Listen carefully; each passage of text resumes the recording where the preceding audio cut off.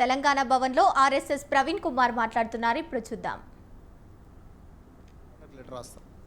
కలుస్తాం. ఎందుకంటే మరి గ్యాంగ్స్టర్లు ఈ విధంగా చేస్తుంటే మరి ఇక వేరే హోప్ ఏమున్నది? ముఖ్యమంత్రి హోంమంత్రి ఇద్దరు ఒకటే. మరి ముఖ్యమంత్రి హోంమంత్రి ఇద్దరు ఒకటైనప్పుడు ఇంకా ఈయన నుంచి ఏం ఎక్స్పెక్ట్ చేయగలం మనం? ఇప్పుడు ఆ రోహిన్ రెడ్డి అనే వ్యక్తి ముఖ్యమంత్రికి అత్యంత సన్నిహితమైన వ్యక్తి.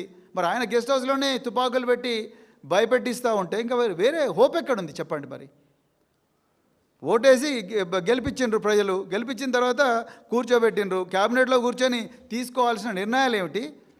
వీళ్ళు ఏంది ఈ మాఫియా గ్యాంగ్ మెంబర్లందరూ కూర్చొని క్యాబినెట్లో కూర్చొని ఏం డిస్కస్ చేస్తారు? ఇదేనా ఈ రాష్ట్ర ప్రజలు కోరుకున్నది? నీకెంత నాకెంత అనే వాటాల కోసం కొట్లాట జరుగుతూ ఉన్నది ఇక్కడ. క్యాబినెట్ ఏమున్నది? క్యాబినెట్ అందరూ కలిసి సామూహికంగా రాజీనామా చేయండి, మా చేతిని అయితే లేదు రాష్ట్రాన్ని పరిపాలించడానికే, మేమంతా గ్యాంగ్స్టర్లము, మమ్మల్ని దయచేసి క్షమించండి అని చెప్పి అందరు కలిసి సామూహికంగా గవర్నర్ దగ్గరకు పోయి రాజీనామా సమర్పించాలని నేను ఇవాళ డిమాండ్ చేస్తున్నాను. Thank you very much. జై తెలంగాణ. అదే చెప్తున్నా. చాలా మంచి ప్రశ్న అడిగారు సతీష్ గారు. నేను కూడా అదే చెప్తున్నా. రేవంత్ రెడ్డి గారి కాల్ డీటెయిల్స్ తీయాలి.